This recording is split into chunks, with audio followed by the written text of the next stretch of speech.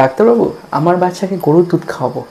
মায়েরা বা মায়েরা না বললেও ঠাকুমা, দিদারা এবং যাদের বাড়িতে গরু আছে তারা তো একদম ডেফিনেটলি, বাড়িতে গরু আছে ডাক্তারবাবু, বাড়ির দুধ খাওয়াবো তো অবশ্যই।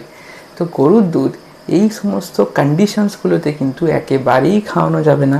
সেগুলো আমি লিস্ট আউট করে দিচ্ছি, এগুলো কিন্তু মাথায় রাখবেন। 1 নম্বর, কনস্টিপেশন। গরুর দুধে কেজিন বলে এক ধরনের প্রোটিন থাকে, যেটা কিন্তু আমাদের ন্যাচারালি কনস্টিপেশন করে। কিন্তু কনস্টিপেশন থাকা বাচ্চাদের গরুর দুধ কিন্তু একেবারেই অ্যাভয়েড করে যাবেন। 2 নম্বর, বাচ্চার বিভিন্ন ধরনের অ্যালার্জিক কন্ডিশনস আছে, বিশেষ করে অ্যাস্থমা বা শ্বাসনালীর অ্যালার্জি, সেইগুলোর ক্ষেত্রে কিন্তু গরুর দুধ অ্যাভয়েড করে যাবেন, কারণ গরুর দুধ অনেক সময় দেখা যায় যে এই ধরনের অ্যালার্জিস বাড়িয়ে দিতে পারে। 3 নম্বর জিনিস, আপনার বাচ্চার পেটের ব্যথা মাঝে মধ্যেই হয়, সেটা বিভিন্ন কারণে হতে পারে, কিন্তু তার যদি কোনো কারণ খুঁজে পাওয়া যায় এবং সেগুলো যদি দেখা যায় যে অনেক মেসেন্ট্রিক লিম্ফ্যাডিনোপ্যাথি হয়ে আছে, সেইগুলোর একটা কারণ হতে পারে যে বিভিন্ন খাবারের থেকে অ্যালার্জি, এবং সেই ফুড অ্যালার্জির একটা বড় সোর্স কিন্তু গরুর দুধ। যদি এরকম সমস্যা হয়ে থাকে তাহলে কিন্তু গরুর দুধটা অ্যাভয়েড করা বেটার হবে। বা অন্যান্য ক্ষেত্রে যেখানে পেপটিক আলসার্স দেখা যাচ্ছে বাচ্চাদের, সেক্ষেত্রেও কিন্তু গরুর দুধ আপনারা বন্ধ করে রাখতে পারেন। আর অ্যানিমিক বাচ্চা, যাদের এমনি রক্তটা কম লাগছে, আয়রন দেওয়ার দরকার হচ্ছে, গরুর দুধে কিন্তু হাই ক্যালসিয়াম লোড থাকে, যেগুলো আমাদের শরীরে আয়রন অ্যাবজর্পশন হতে দেয় না। সেইটার জন্য কিন্তু আপনার বাচ্চার গরুর দুধ বন্ধ রাখবেন।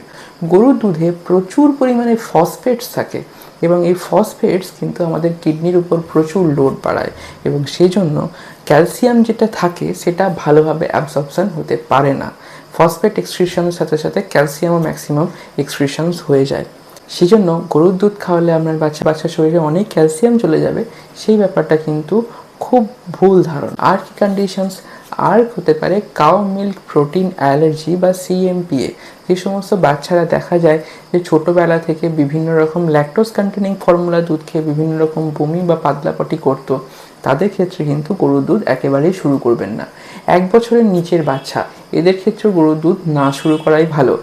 1 বছরের নিচের বাচ্চাদের ক্ষেত্রে কিডনি এতটা ম্যাচিওর থাকে না, যেখানে গরু দুধের এত ক্যালসিয়াম, এত ফসফেটগুলো আমাদের কিডনি বের করে দেবে। সেজন্য high calcium, high phosphate load ছোট্ট বাচ্চার কিডনির উপরে একদমই দেবেন না। আর মনে রাখতে হবে যে 5 বছরের নিচের বাচ্চাদের ক্ষেত্রে ম্যাক্সিমাম টলারেবল লিমিট কিন্তু 500 ml।